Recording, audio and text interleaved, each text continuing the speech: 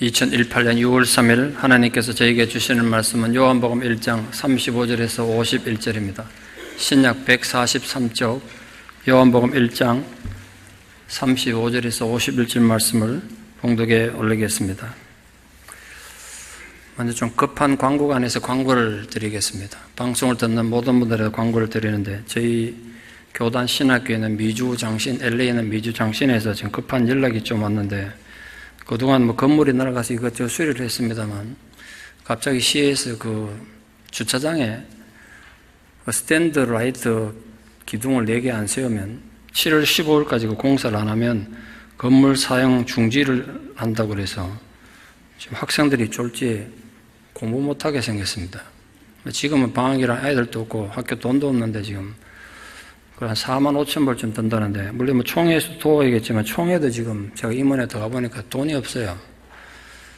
지금 7월 15일까지 날짜도 얼마 안 남았는데 총장님이 저게 급히 좀 연락와서 기도해달라 그러는데, 형편 대신에 좀 십시일반을 좀 도와서 이 위기를 좀 극복했으면 좋겠습니다. 우리 교단의 유일한 신학교인데 잘못하면 신학교 문 닫게 생겼습니다. 예, 좀 부탁드립니다. 어디서든지 설교 들으시는 분들 좀 도와주시면 저희가 모아서, 이게 지금 시간이 많으면 제가 좀 천천하게 했는데 한 달 겨우 남았는데 지금 4만 5천 불 모아야 되니까 좀 부담이 됩니다만 형편되는 대로 좀 도와봅시다. 기도 부탁드립니다. 말씀 봉독드리겠습니다. 또 이튿날 요한이 자기 제자 중 2사람과 함께 섰다가 예수께서 그네심을 보고 말하되, 보라, 하나님의 어린 양이로다. 2 제자가 그의 말을 듣고 예수를 따르거늘 예수께서 돌이켜 그 따르는 것을 보시고 물어 이르시되, 무엇을 구하느냐? 이르되, 랍비여, 어디 계시오니까 하니, 랍비는 번역하면 선생이라. 예수께서 이르시되, 와서 보라. 그러므로 그들이 가서 계신 데를 보고 그날 함께 거하니 때가 10시쯤 되었더라. 요한의 말을 듣고 예수를 따르는 2사람 중의 하나는 시몬 베드로의 형제 안드레라. 그가 먼저 자기의 형제 시몬을 찾아 말하되, 우리가 메시아를 만났다 하고, 메시아는 번역하면 그리스도라. 데리고 예수께로 오니 예수께서 보시고 이르시되, 네가 요한의 아들 시몬이니 장차 게바라 하시니라. 게바는 번역하면 베드로라. 이튿날 예수께서 갈릴리로 나가려 하시다가 빌립을 만나 이르시되, 나를 따르라 하시니, 빌립은 안드레와 베드로와 한 동네 베세다 사람이라. 빌립이 나다나엘을 찾아 이르되, 모세가 율법에 기록하였고 여러 선지자가 기록한 그 일을 우리가 만났으니 요셉의 아들 나사렛 예수니라. 나다나엘이 이르되, 나사렛에서 무슨 선한 것이 날 수 있느냐? 빌립이 이르되, 와서 보라 하니라. 예수께서 나다나엘이 자기에게 오는 것을 보시고 그를 가리켜 이르시되, 보라, 이는 참으로 이스라엘 사람이라. 그 속에 간사한 것이 없도다. 나다나엘이 이르되, 어떻게 나를 아시나이까? 예수께서 대답하여 이르시되, 빌립이 너를 부르기 전에 네가 무화과나무 아래에 있을 때에 보았노라. 나다나엘이 대답하되, 랍비여, 당신은 하나님의 아들이시요 당신은 이스라엘의 임금이로소이다. 예수께서 대답하여 이르시되, 내가 너를 무화과나무 아래에서 보았다므로 믿느냐? 이보다 더 큰 일을 보리라. 또 이르시되, 진실로 진실로 너에게 이르노니 하늘이 열리고 하나님의 사자들이 인자 위에 오르락 내리락 하는 것을 보리라 하시니라. 아멘. 지난 한 주간 미국에서 가장 큰 뉴스 들으려면 아무래도 김영철이 트럼프 대통령 만난 거겠죠. 그런데 사회적으로는 더 큰 뉴스가 따로 있습니다. 한 3, 4주쯤 전에 미국 필라델피아에서 스타벅스 가게에서 흑인 2명이 손님과 만나서 계약할 일이 있어 갔다가 음료를 주문 안 하고 자리에 앉았는데, 자리에 앉은 지 불과 4분 만에 경찰이 들이닥쳐서 뒤로 수갑을 채워 체포해 갔습니다. 불과 4분입니다. 손님 오면 음료 주문할 건데 그런 일이 벌어졌습니다. 그 다음 날은 어떤 흑인이 급해서 화장실 좀 쓰려고 하니까 주문 안 하면 못 쓴다고 화장실을 못 쓰게 해서 그것도 이제 비난의 대상이 됐죠.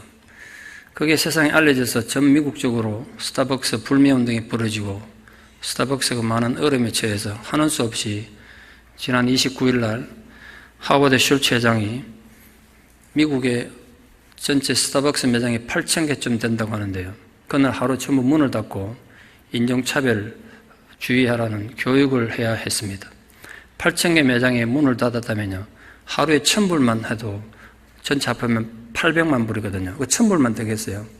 그 엄청난 손실을 감수하면서 그런 교육을 해야 했습니다. 생각해 보면 좀 억장 무너지지 않습니까?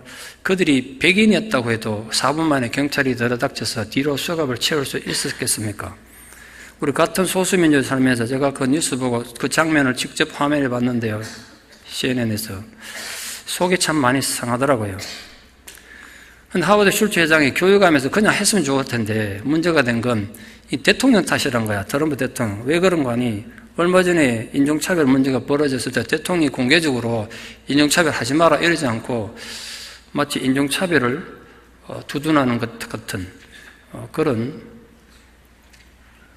지지 발언하는 바람에 문제가 더 커졌다고 합니다. 지금 발음이 이상한데요. 확인 좀 해주세요, 스피커.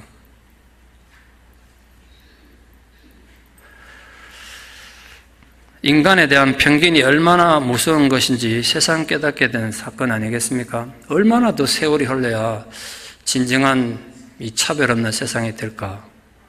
그런 안타까운 마음을 가져봤습니다. 작년 언제쯤인가 한국에 있는 제 동기 목사님께서 자기 아들이 TV에 나온다 그래서 웬일로 TV에 나오냐 그랬더니 복면가왕이라는 프로그램이 나온다더라고요. 그 복면가왕이 뭐 하는 거냐 그러니까 한번 보라 그래서 그 친구 아들 때문에 복면가왕이라는 걸 MBC에서 봤습니다. 근데 그게 반주하러 나오는데 아들이. 그 아들이 악기를, 제가 원래 악기 잘 다루는 거 천재적인 걸 알았거든요. 중학교 때 제가 좀 가르쳤기 때문에 아는데 애는 못 다루는 악기가 없어요. 집에 악기가 한 500개 정도 있다고 그러는데 아파트 한 채 그 방 안에 전부 악기만 차 있다고 합니다. 근데 그 멀티 악기라고 이렇게 나오는데 걔는 현악기, 타악기 뭐 못 다루는 게 없어요. 첼로, 바이올린부터 피아노, 뭐 기타, 드럼 거기 보면 별의별 악기를 혼자 다 하니까 멀티 악기 이렇게 나오더라고요. 그 친구 아들 덕분에 복면가왕이라는 프로그램을 제가 우연히 보게 됐습니다. 근데 그날 굉장히 인상 깊은 장면을 봤습니다. 가수들이 복면을 쓰고 나와서 노래를 하니까 이 가수가 누군지 아무도 몰라요. 목소리 듣고도 잘 모르겠더라고요. 그러니까 오로지 노래로서만 승부하는 거예요. 그래서 이제 전부 투표해가지고 1등을 뽑는데 2주마다 이제 우승자가 가리는데 그 주에 보니까 5주 우승해 왔으니까 이제 10주간 우승했던 어떤 여자 가수인데 이제 6주차 쳐가지고 이제 가면을 벗고 실체를 이제 보여주는 장면인데 그 여자 가수 이렇게 말하다. 저는 얼굴을 잘 모르고 이름 잘 모르는 사람이디다만 자기는 원래 젊을 때 가수 되고 싶어서 오디션을 수십 번 보러 다녔대요. 근데 한 번도 합격을 못해서 결국은 가수 꿈을 포기했다는 거예요. 결국은 그래서 뮤지컬 가수가 됐는데 그러면 내노라는 한국의 대단한 가수가 다 경쟁해서 이긴 거예요, 그동안. 만약에 가면을 벗고 그냥 이 여자분이 노래했으면 여기까지 못 왔겠죠. 근데 가면을 딱 쓰니까 모든 걸 제쳐놓고 공평하게 편견 없이 경쟁하게 돼가지고 오늘까지 오게 됐다고 자기 평생의 꿈을 이루었노라고 그렇게 감격스럽게 얘기하는 걸 제가 들은 적이 있습니다. 인간은 편견 없이 사람 대하기가 불가능합니다. 인간이 나빠서가 아니라 우리가 불완전했을 거래요. 사람을 대하는 기준이 정확하지 못하다 보니까 사람마다 다 제각각이라서 누구나 편견을 가지고 사람을 대합니다. 절대로 자유로울 수 없죠. 오늘 본문은 예수님의 리크루트 사건을 다루고 있습니다. 리크루트가 뭐죠? 야쿠르트 사촌이 아닙니다. 누가 아까 묻더라고요. 그 신입 사람 뽑는 거, 신병 모집하는 걸 리크루트라고 하지 않습니까? 오늘 본문은 어떤 면에서 보면 예수님의 신병 기사라고 하죠. 신병 모집 기사. 여러분, 우리는 사람 뽑을 때 기준이 뭡니까? 여러분, 가게 오너예요. 일꾼을 뽑아야 돼. 뭘 기준으로 뽑습니까? 어떤 기준으로 뽑아야 실패하지 않을까요? 힘들지 않습니까? 그럼 예수님은 어떤 기준으로 제자를 선택하셨을까요? 왜냐하면 예수님 제자가 된다는 건 보통 문제가 아니에요. 부귀 영화를 약속하거나 권력을 보장하는 자리가 절대로 아니란 말이에요. 예수님 제자로 선택되면 그에게 기다리는 건 박수와 환희가 아니라 고난의 십자가예요. 박수와 환희는 제거하고 고난의 십자가만 질 수 있는 사람을 뽑으려면 어떤 기준으로 제자를 택했겠느냐 말이에요. 그러니까 우리가 오늘 예수님의 리크루트를 좀 살펴볼 이유가 있지 않겠습니까? 첫 번째 안드레와 요한을 제자 삼았는데요. 오늘 여기서 먼저 우리가 눈여겨볼 건 세례요한의 마음을, 또 열린 마음을 아주 감격스럽게 보게 됩니다. 여러분, 입장 바꿔놓고 생각해 보십시오. 조금 전까지 내 제자였는데, 내가 예수님 좀 자랑했더니, 이 어리없게 이 사람들이, 그럼 우리가 예수님 제자 하겠습니다. 그럼 나를 떠나서 예수님께로 가버렸어요. 그럼 여러분이 세례요한이라면 어떤 마음에 들었을 것 같습니까? 질투심 느끼지 않겠습니까? 세례요한은 어떤 마음으로 제자들 떠나보냈을까? 이 생각이 들더라고요. 그리고 지난주에 세례요한에 대해서 배웠습니다. 신발끈 푸는 자격도 없다고 자신을 예수님 앞에 낮추었던 그 세례요한의 자기 비움, 겸손이 결코 빈말이 아님을 구체적으로 증명한 거예요. 사람 누구나 질투심이 있잖아요. 특히 군의의 문제에서 질투는 심각합니다. 그러나 세례요한은 자기 제자들이 예수님의 제자로 떠나가는 걸 기꺼이 감수했을 뿐 아니라 예수님 제자가 되도록 오히려 격려했습니다. 예수님의 다니심을 세례요한이 봤대요. 아주 주의 깊게 봤다는 거예요, 요한이. 예수님의 그 행동을 뒤에서 보면서 제자들하고 얘기할 정도니까 멀리는 있지 않았겠죠. 떨어지지 않았을 겁니다. 그 세례요한은 예수님의 무엇을 봤을까요? 뭘 봤냐 말이에요. 그때 당시에도 예수님은 설교 한 번 한 적도 없고요. 오병이어 같은 기적을 일으킨 것도 아니고 나병 환자 낫게 하는 치유이적을 행한 게 아니에요. 세례요한이 본 예수의 모습은 무엇이었을까? 오늘 제가 그건 다루지 않겠습니다. 시간이 없어서.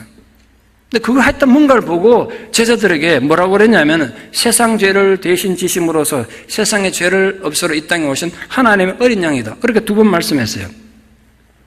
그날 세례요한으로부터 예수에 대한 증언을 듣고 예수를 쫓은 이 두 명의 세례요한 제자들이 안드레와 요한입니다. 안드레와 요한이 자기 원래 스승 떠나가지고 예수님을 쫓기 시작했습니다. 그들을 쳐다본 예수님께서 심각한 얘기했습니다. 너희들 무엇을 구하느냐? 아주 의외의 질문을 하셨어요. 너희들 지금 누구를 찾느냐? 이래 문맥에 맞는데 뭘 구하고 있느냐? 이렇게 물으셨어요. 너희들이 궁극적으로 찾고자 하는 것이 뭐냐 이거예요. 이 질문은 예수를 따르려고 나섰던 모든 제자, 특히 오늘 두 제자에게 큰 도전이었습니다. 자신이 예수를 따르는 목적이 뭐고 예수님 통해서 얻으려고 하는 게 뭔지를 스스로 돌아보게 하는 도전이고 자극이었습니다. 예수님은 무조건 예수님 제자 되겠다고 따른다고 해서 사람들 다 받아들이지 않았습니다. 왜냐하면 예수 제자 되는 길은 영광의 길, 성공의 길이 아니라 고난의 길, 십자가의 길이기 때문에 아무나 못 가는 거예요. 지금 너희들이 그걸 알고 따르냐 이 말이죠. 예수님 리크루트의 첫 번째 규칙은 제자가 되려는 자들은 스스로 자신의 동기를 돌아보라는 거예요. 너 왜 예수 믿냐 이거야? 너 왜 교회 다니냐 이거야? 네가 지금 신앙생활 하는데 신앙생활 목적이 뭐냐? 우린 예수님에게서 뭘 구하고 있습니까? 진정 우리 신앙생활의 목적이 무엇입니까? 오늘도 주일 예배 이렇게 오셨는데 주일에 교회에 오신 이유가 뭡니까? 우리는 도대체 무엇을 구하고 있습니까? 예수님은 세례 요한의 제자들뿐 아니라 오늘 우리를 향해서도 너희는 나에게서 무엇을 구하고 있느냐? 똑같이 질문하고 계신다고요. 진정 예수 그리스도가 내 인생의 최고의 스승이시고 나의 구원자이시고 내가 주님과 정말 함께 있기를 원하는 것이 내 인생의 최고의 목적이다. 그렇게 말하는 거 맞냐? 그렇다면 네가 방금 말한 것이 진짜라면 그렇다면 네가 그렇게 관심을 가지는 돈 버는 문제, 남들에게 인정받는 문제, 남들과 비교해서 질투하는 문제, 남들을 그리워하고 안타까워하는 모든 인간적인 문제는 어떻게 된 거냐고요. 너 입으로는 나 따르는 제자라면서 너의 모든 관심이 예수 그리스도라면서 그런데 너의 모든 관심이 있는 그 욕망은 도대체 어떻게 된 거냐. 우리가 추구하는 것은 대부분 이생의 자랑과 육신의 정욕을 위한 탐욕스러운 거 아닙니까? 그러면서도 우리는 그리스도 안에 있는 궁극적인 가치와 보호에 관심을 얼마나 갖고 있냐예요. 질문해 봐야 되지 않겠습니까, 스스로. 제가 며칠 전에 KBS에서 만난 다큐멘터리를 우연히 보게 됐는데요. 16살 네팔 소녀에 대한 기록이었습니다. 제가 지금 우리 동기 목사님들하고 네팔에다 신학교를 좀 세워서 지금 열심히 사역하고 있습니다. 아직 완공은 되지 않았지만 전임 교수가 13명이나 있고 250명의 네팔 학생들을 가르치고 있습니다. 제가 지금 2, 3에서도 저는 아무런 도움도 못 주고 있어서 양심의 가책이 많이 됩니다만 어쨌든 저도 네팔에 대한 선교를 하고 있으니까 관심을 갖고 봤습니다. 16살 소년입니다. 16살. 떨어지는 낙엽 하나를 봐도 웃음이 나는 꿈만한 낭만의 소년 아니겠습니까? 근데 이 소녀가 어느 날 자기 어머니에게 모든 거 다 버리고 머리 깎고 죽되겠다는 거예요. 당연히 어머니가 반대하겠죠. PD가 궁금해서 묻더라고요. 그래서 그 소녀가 대답하는 걸 보고 제가 충격받았어요. 16살 소녀가 세상을 알면 얼마나 알겠습니까? 그리고 그 네팔의 시골 정말 깡촌에 사는 그 소녀가 이렇게 말했어요. 나중에 내가 커가지고 돈을 많이 벌고 부자가 되고 하면 그 물질적인 건 죽으면 갖고 갈 수 없지 않습니까? 그러나 부처님의 말씀을 내 가슴에 쌓으면 내 가슴에 쌓은 말씀은 내 죽어도 갖고 갈 수 있다는 거예요. 그래서 자기는 모든 거 버리고 머리 깎고 중이 되겠다고. 그 다큐멘터리가 그 어린 소녀가 집을 떠나가지고 중이 돼가지고 그 네팔의 눈밭을 49일 동안 걸어가는 그 과정을 그린 거예요. 아시다시피 네팔은 불교 국가입니다. 내가 그날 그거 보고 엄청 도전받았어요. 제가 앞으로 전도하려는 그 대상이 되는 네팔 사람들이 얼마나 강한 정신력을 가지고 있는가. 그걸 내가 보면서 본능적으로 생각했어요. 그 장면 보면서 정말 소름 돋으면서 본능적으로 뭘 생각했느냐? 우리에겐 저런 확신이 있는가?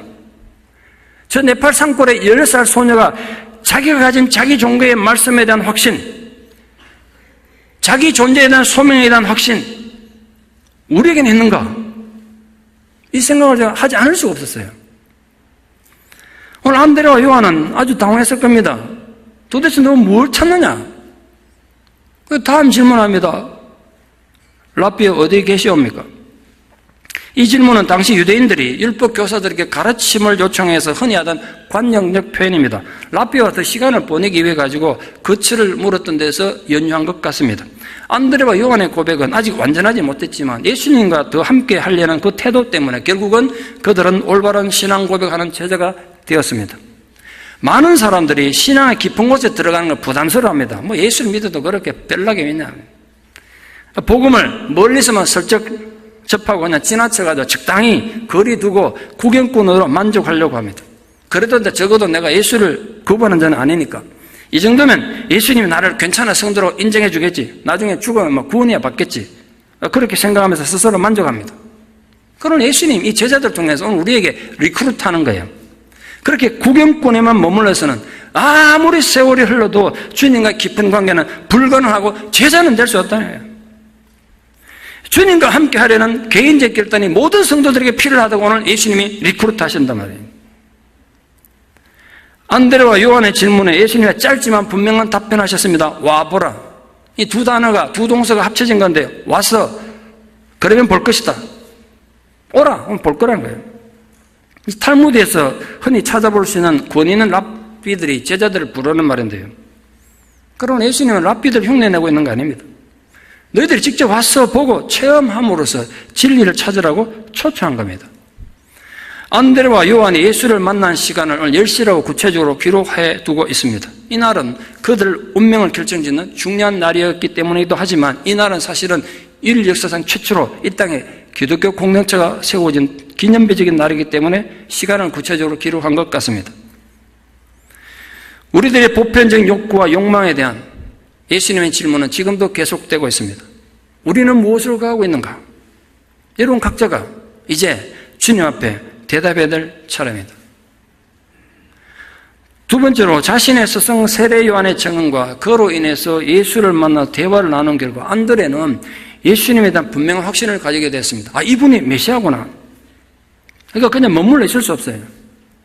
그 자기 형, 친형 시몬에게 가서 예수를 전했습니다. 우리가 메시아를 만났다. 기독교 역사상 최초의 복음 전도가 이루어진 거죠. 우리 교회 역사에 베드로의 위치는 정말 중요하지 않습니까? 그러나 따지고 보면 동생 안드레의 전도가 없었으면 베드로는 없는 거잖아요. 전도가 이만큼 중요해요. 전도한 안드레는 조용히 살아서 별로 기록이 없지만 전도당한 베드로는 위대한 역사적 인물이 됐지 않습니까? 안드레는 형 시몬을 데리고 오늘 예수님께 갔습니다. 문제는 시몬이 예수님에 걸어올 때 예수님이 시몬을 보셨습니다. 보셨다는 단어가 한글은 한 단어로 되어 있습니다만 헬라어는 안을 들여다보다 두 단어의 합성어입니다. 베드로의 안을 들여다봤다는 거예요. 예수님이 시몬 베드로의 내면을 살피시고 그의 마음을 꿰뚫어 보고 완전히 파악하셨다는 뜻입니다. 신적 통찰력으로 베드로가 어떤 성격 가졌는지, 어떤 문제가 있는지 사람 됨됨이를 다 확인하셨다는 거예요. 이 시몬을 꿰뚫어 보신 예수님이 먼저 그의 이름을 불러주셨습니다. 네가 요한의 아들 시몬이구나.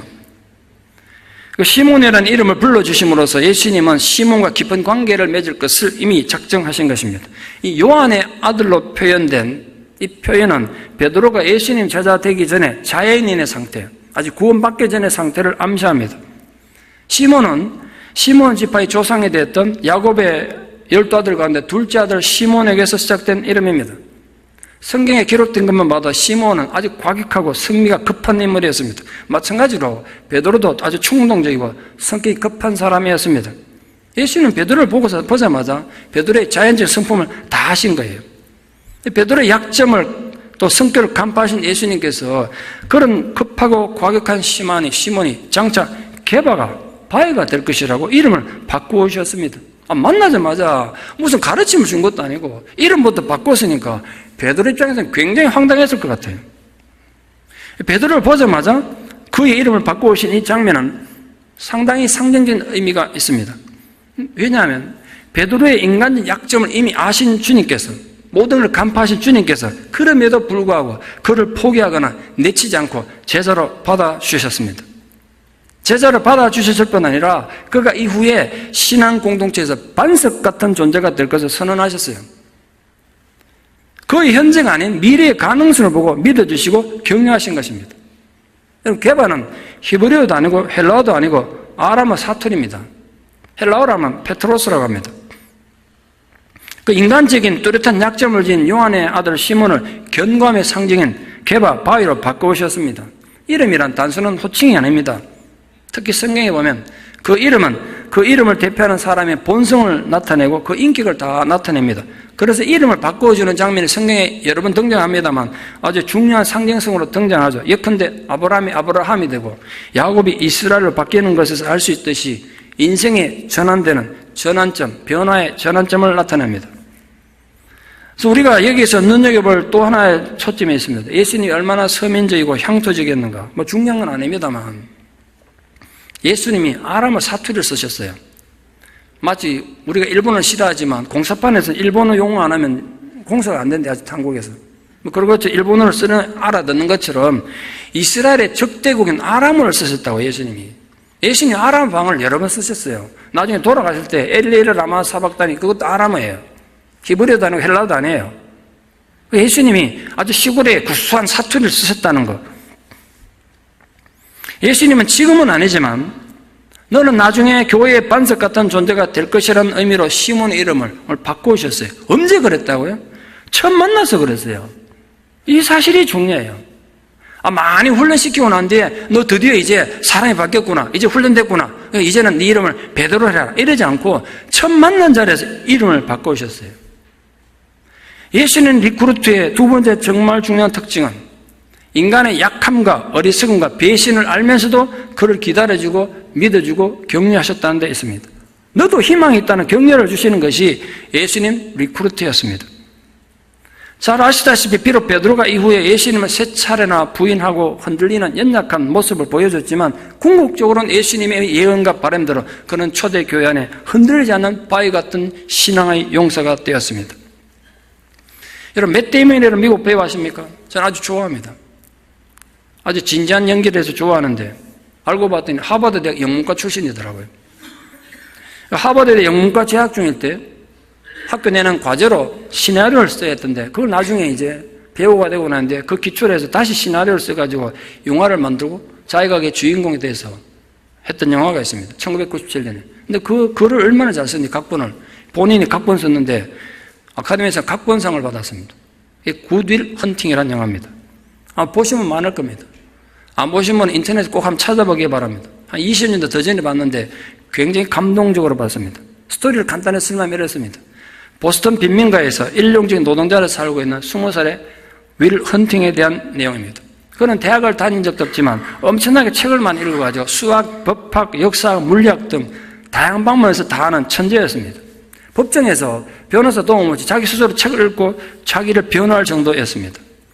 어릴 때 양아버지로부터 받은 상처 때문에 그 트라우마로 인해가지고 많은 세월 험하게 살아서 감옥을 제 집처럼 떠나들었습니다. 절도죄로, 사기죄로, 폭행죄로 많이 다녔습니다. 그러다가 MIT 공대에서 청소부로 일하게 됐습니다. 그때 그 MIT 공대 수학과 교수 중에 수학계의 노벨상이라고 하는 필즈 메달을 받았던 램보 교수가 이 대학원생들에게, 대학생도 아니고 대학원생들에게 작업 주려고 칠판에다가 아주 힘든 문제 하나 적어놓고 누구든지 풀면 상을 주겠다고 푸른 문제를 내놨습니다. 대학원생들이 손을 못 대. 너무 문제가 어려워가지고. 초고난인도의 문제예요. MIT 공대면 대단한 학교 아닙니까? 그 대학 다니고 대학원생들이 손을 못 대는 그 문제를 청소하다가 보고 집에 가가지고 생각이 풀어내서 하룻밤 만에. 그래가지고 그 다음에 답을 적어놨어요. 램보 교수가 그걸 보고 와, 니 천재구나. 그래 오늘도 청소하지 마. 나랑 같이 연구실에서 연구하자고. 내가 너희 후견인이 되어주겠다고. 근데 청소 안 해도 되고 자유롭게 살 수 있는 사람이 됐습니다만 그 안에 너무 상처가 많다 보니까 계속 문제를 일으킵니다. 사고치고 싸우고 문제를 일으켜요. 그를 불쌍하게 램보 교수가 수많은 정신과 의사를 만나서 상담하게 해주고 상담가들을 만나게 해주지만 정신과 의사 상담가들이 다 손을 들어버렸어요. 완전 미친 사람처럼 자꾸 행동하니까. 그 와중에 대학 다니는 여자친구를 사귀게 됐습니다. 자기는 대학생이 아니잖아요. 상대는 인류 대학생입니다. 그 여자의 마음을 얻으려고 계속 거짓말하죠. 자기가 대학생처럼 행동도 하고. 그러다가 이제 들통납니다.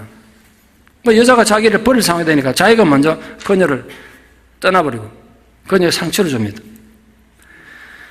윌 헌팅에게는 함께 막노동하는 척키라는 친구가 있는데 그 영화에 굉장히 중요한 터닝포인트 되는 말을 이렇게 해요. 그 척키라는 친구가 이 윌 헌팅이 이렇게 말합니다.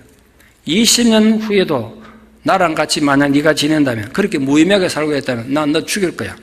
왜냐하면 너는 모두가 가지고 싶어하는 재능을 그렇게 많이 가지고 있으면서도 이런 곳에서 썩어버린다면 그건 넌 친구가 아니라 우리를 모욕하는 거야. 친구의 그 얘기를 듣고 윌이 도전받아가지고 다시 교수를 찾아가게 되고 그 교수님이 숀 맥가이어라는 상담가를 만나게 합니다. 근데 숀 맥가이어는 다른 상담가들과 정신과 의사들과 달랐습니다. 이 윌을 그냥 분석하고 판단하려고 하지 않고 그냥 무슨 얘기는 다 들어주면서 이렇게 말했습니다. 그 눈을 똑바로 쳐다보면서 넌 아무 잘못이 없어. 네 인생이 좀 힘들어지면 네 잘못이 아니야. 네 잘못이 아니야. 네 잘못이 아니라니까. 계속 그렇게 헌팅을 격려하고 지지하니까 돌처럼 굳었던 헌팅의 견고한 마음이 무너져 내립니다. 새로운 각오와 새로운 마음으로 완전히 새 사람으로 거듭나게 됩니다. 세상을 이제 다르게 보게 되죠.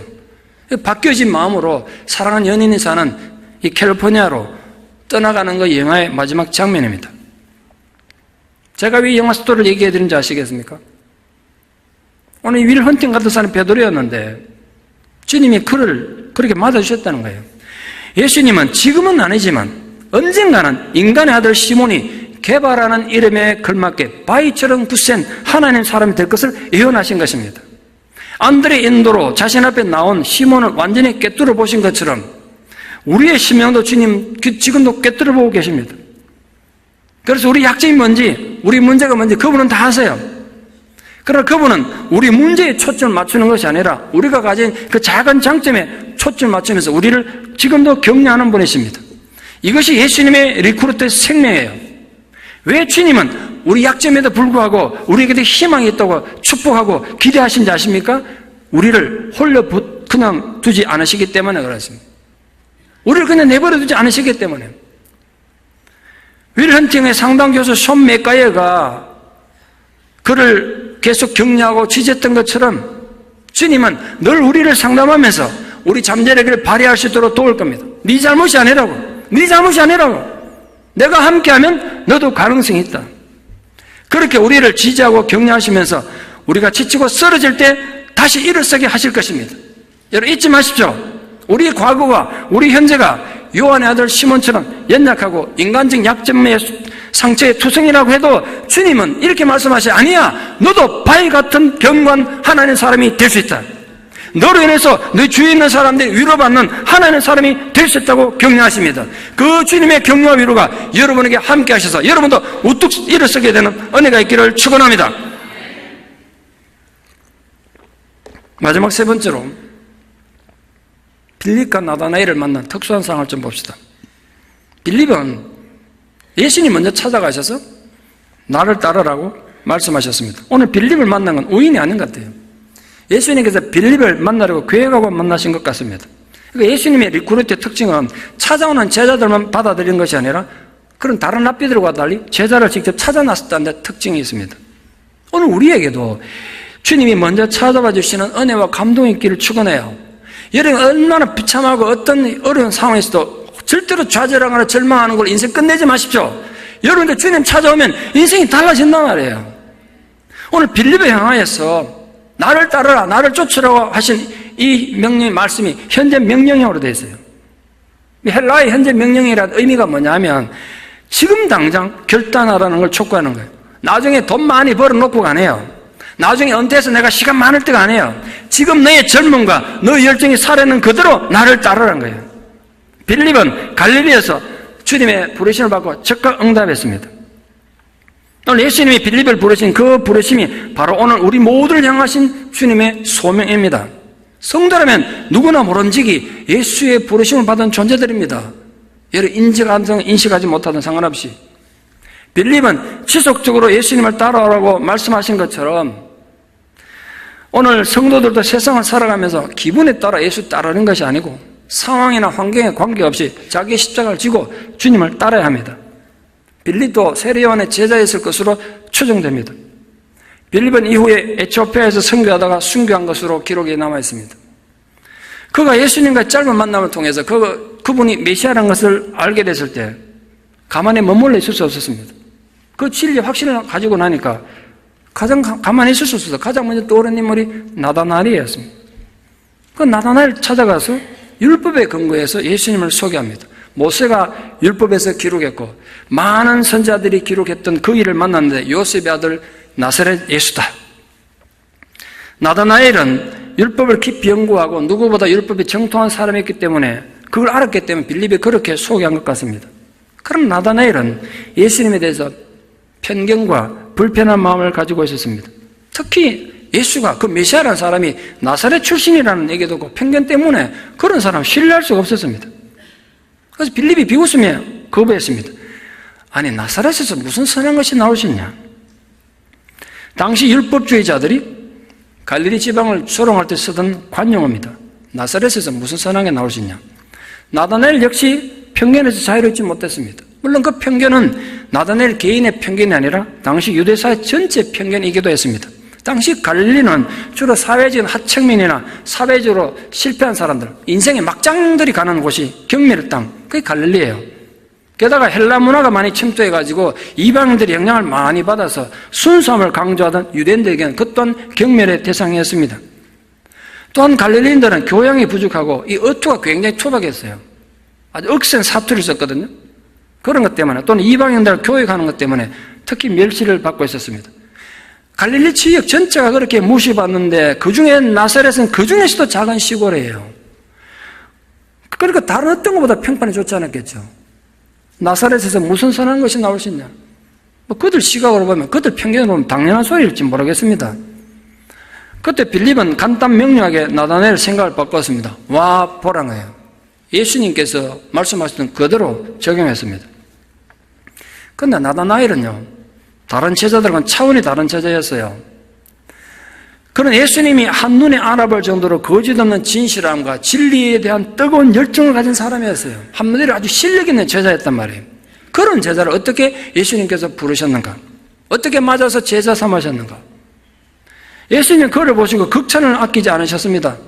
나다나엘은 참 이스라엘 사람이며 그 속에 간사함이 없다고 놀라운 칭찬하셨습니다.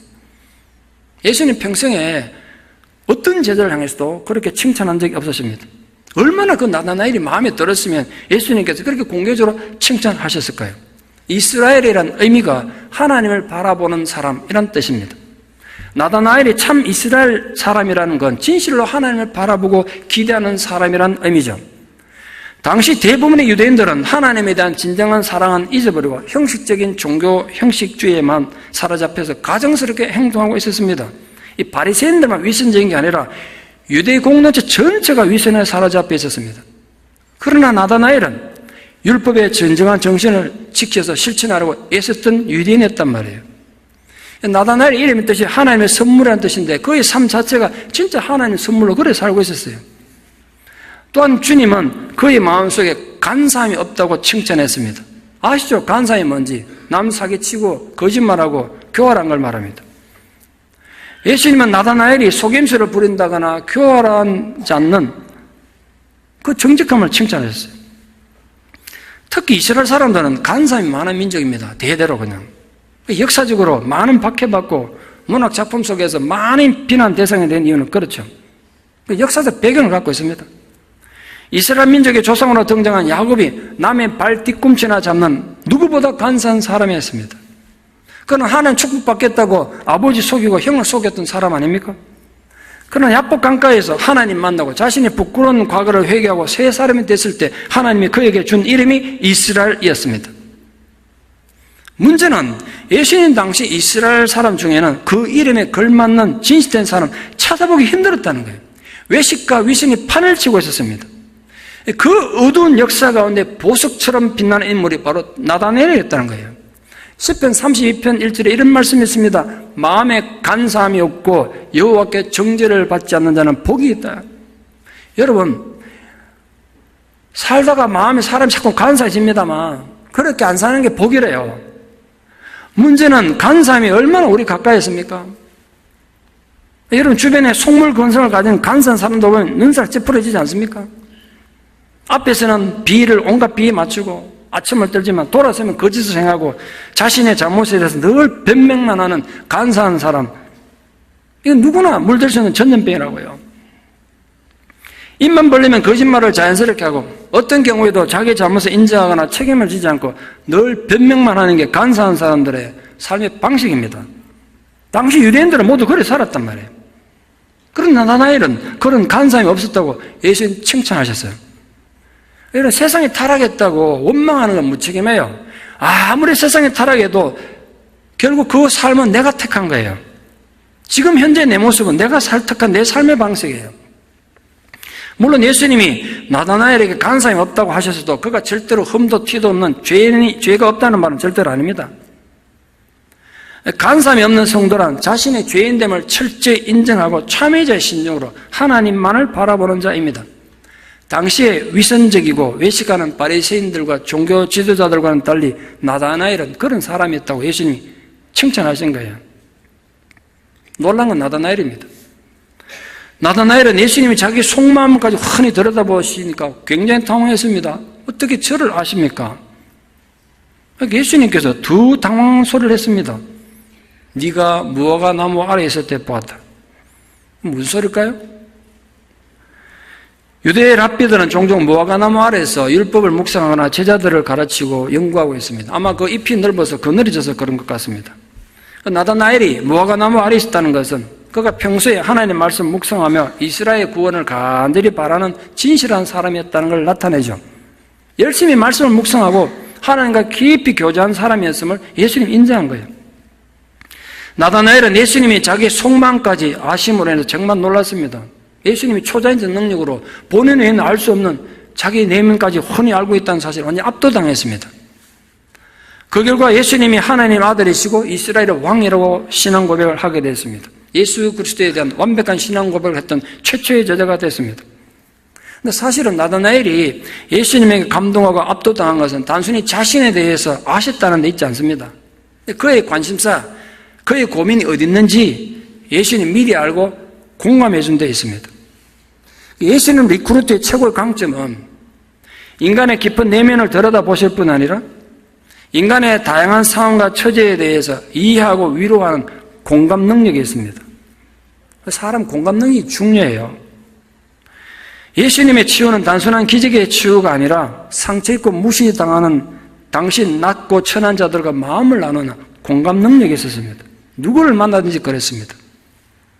그러므로 우리들이 전에는 우리 단점을 부끄러워하고 감추며 살아야 했지만 이제 그럴 필요 없다니까요. 예수 만나면 그래 살 필요 없어요. 오히려 이렇게 단점 많고 부족한 저를 불러주시니 감사합니다. 그래 살 수 있단 말이에요. 주님의 공감해 주시는 은혜와 도우심으로 우리 단점을 극복하게 된단 말이에요. 그 결과 내 삶이 아무리 잘 돼도 교만하지 않습니다. 내가 얼마나 부족한 자인지 알기 때문에 겸손할 수밖에 없어요. 우리들이 늘 다른 사람과 자신을 비교하며 사는 그런 문화에 길들여져 있습니다. 다른 사람이 나보다 못하다고 생각하면 우울감에 젖어 교만해지고요. 내가 또 다른 사람보다 못하다고 생각했다면 열등감에 빠져가지고 비참하게 세상을 또 원망하면서 삽니다. 그러나 모른지기 예수를 만난 예수의 제자된 자는 그래 살 필요 없어요. 이제는 비교하는 것이 사탄의 계략임을 알기 때문에 절대 다른 사람과 비교하지 않습니다. 우리는 너나 없이 주님이 불러주신 각기 독특한 하나님의 작품입니다. 말씀의 결론을 맺습니다. 2주 전에 말씀드렸던 북한에서 복음을 전하다가 체제 전복을 시도했다는 황당한 제목으로 종신노동형을 받고 졸지 모든 문명과 차단당한 채 강제 노동해왔던 임수연 목사님, 그 고통과 외로움 시간 동안 어느 때보다도 깊이 있게 하나님과 깊은 묵상의 기간을 가졌다고 합니다. 당연히 그러지 않았겠어요? 목사가 거기 있으면 할 일이 뭐 있겠어요? 그런데 그분이 그 차가운 북한의 외로운 감방 안에서 정말 중량을 깨닫게 됐다고 제가 너무 충격받은 얘기를 해주셨어요. 그날 많은 얘기도 간접 들었습니다만 그날 들었던 그 한마디 말은 아마 제가 죽을 때까지 잊지 못할 것 같아요. 자기가 목회를 열심히 하고 성결에서 이렇게 헌신적으로 살았지만 이제 와서 북한의 감방에서 외롭게 앉아있으면 생각해 보니까 도덕적 상놈들이 영적으로 양반노를 하는 게 한국교회, 이민교회 실상임을 깨달았다는 거예요. 저는 그 말 충격받아서. 여러분 정말 이해되십니까? 도덕적 쌍놈들이 교회 와서는 영적으로 양반노를 하는 게 이민교회래요. 나 그 말 너무 충격받았어. 공감되지 않습니까? 그런데 도덕적 쌍놈들이 영적으로는 양반노로 돼. 그러니까 교회가 문제 많을 수밖에 없다는 거예요. 그걸 깨달았대. 거기서 북한의 감옥 안에서. 우리들 신앙이 너무 바리새인적된 것이 아닌가, 너무 바리새화 되지 않았는가, 때로는 정말 걱정이 많이 됩니다.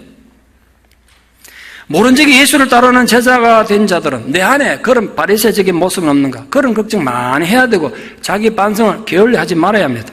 그런데 희망은 애초에 우리에게 있는 게 아니었습니다. 우리가 시몬의 아들처럼 초라하고 볼품없어도 예수님은 우리 가능성을 믿어주셨습니다. 또한 어느 누구보다 진실하고 깊이 있게 말씀을 따르는 자라고 해도 예수님이 불러주셔야 제대로 된 신앙생활을 할 수 있는 겁니다. 오늘도 우리를 불러서 부족하고 연약한 모습을 나무라지 않고 격려해 주시고 우리 형편과 처지에 깊은 공감해 주시는 예수 그리스도의 은혜가 여러분 모두에게 함께하기를 진심으로 축원합니다. 기도드리겠습니다. 사랑의 아버지 하나님, 이 놀라운 은혜와 사랑을 인하여 진실로 감사를 드립니다. 우리의 과거와 현재가 요한의 아들 시몬처럼 보잘것없고 볼품없고 초라했음에도 불구하고 주님은 우리를 거절하지도 않으시고 나무라지도 않으시고 너도 반석 같은 존재가 될 수 있다고 격려해 주셨습니다. 우리의 감추어진 모든 생각과 감정을 다 아시는 주님이 무화과 나무 아래 있을 때 이미 우리를 아셨다고 말씀하셨습니다. 그 주님으로 인하여 우리가 다시 위로받고 용기를 얻고 그리고 겸손하고 정직하고 진실하게 주를 따르는 제자 되게 하여 주시옵소서. 예수님 이름으로 기도드리옵나이다. 아멘.